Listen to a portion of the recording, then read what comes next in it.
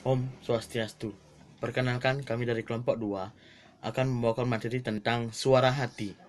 Sebelum menuju ke materi, izinkan kami untuk memperkenalkan diri. Perkenalkan, nama saya Iko Budi Arcana dengan NIM 20200909046 dan teman saya. Perkenalkan, nama saya Niputu Giancisti Prativi dengan NIM 20200909045. Baik, di sini saya akan menjelaskan sedikit tentang latar belakang dari materi suara hati. Jadi, di setiap individu atau makhluk hidup memiliki nurani yang berbeda-beda. Nurani tersebut muncul ketika makhluk itu sudah terbiasa melakukan segala sesuatu yang sama secara terus-menerus. Seperti halnya makhluk hidup yang lain, manusia juga memiliki nurani yang sering kita sebut dengan suara hati.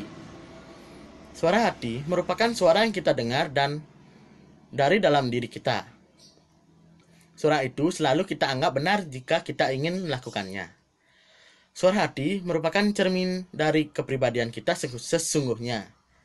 Kita juga harus peka terhadap segala gejala yang menimpa diri kita dan tetap berpegang pada norma baik budaya, adat, sosial, dan agama kita.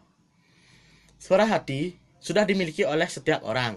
Namun, bagaimana caranya kita mendengar dan melakukan tindakan berdasarkan suara hati tersebut?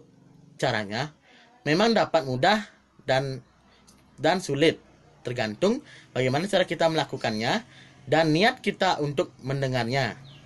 Caranya yaitu dengan selalu berbuat sesuai dengan norma yang berlaku, peka terhadap kejadian sekitar, introspeksi diri, dan berbuat sesuai dengan apa yang yakini itu benar, baik menurut diri kita dan orang lain. Baik, di sini saya akan menjelaskan pengertian dari suara hati. Suara hati adalah suara halus dan murni datang langsung dari kesadaran sang hidup yang ada di dalam diri kita paling dalam, yang bersih dan jujur, tanpa mempertimbangkan dalam memberikan jawaban. Suara hati adalah keputusan praktis, akal budi yang membantu seseorang dalam menjalankan atau membatalkan suatu tindakan. Suara hati akan membawakan kita kepada keselamatan dan kebahagiaan, asalkan kita dapat mendengarkannya dengan jelas dan meyakinkannya, kemudian mempraktikkannya ke dalam kehidupan kita. Baik, selanjutnya saya akan membahas tentang membentuk suara hati. Suara hati yang dibentuk dengan baik dapat memutuskan secara tepat dan benar. Dalam keputusannya, ia mengikuti akal budi dan pada kebaikan yang benar. Yang kedua, pembentukan suara hati itu mutlak, supaya segala sesuatu yang bukan kehendak Tuhan dapat diatasi. Pembentukan suara hati merupakan suatu tugas seumur hidup yang ada pada akhirnya membawa kita kepada pengenalan akan kasih Tuhan dalam pembentukan hati nurani. Baik, di sini saya akan melanjutkan dengan tanggung jawab atas keputusan suara hati. Nah, tanggung jawab atas kebebasan pribadi manusia atau otonomi tersebut dihayati melalui keputusan hati nurani atau suara hati.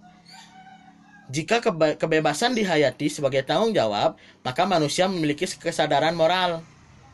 Nah, tanggung jawab adalah kesadaran diri manusia terhadap semua tingkah laku dan perbuatan yang disengaja ataupun tidak disengaja.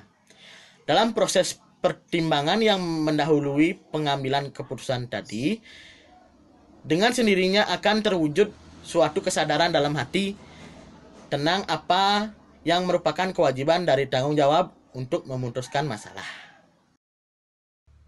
Jadi kesimpulannya, suara hati adalah pusat kemandirian moral manusia.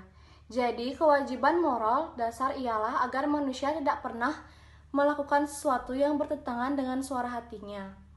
Suara hati harus dibentuk dengan keputusan moral, harus diterangi. Suara hati yang dibentuk dengan baik dapat memutuskan secara tepat dan benar.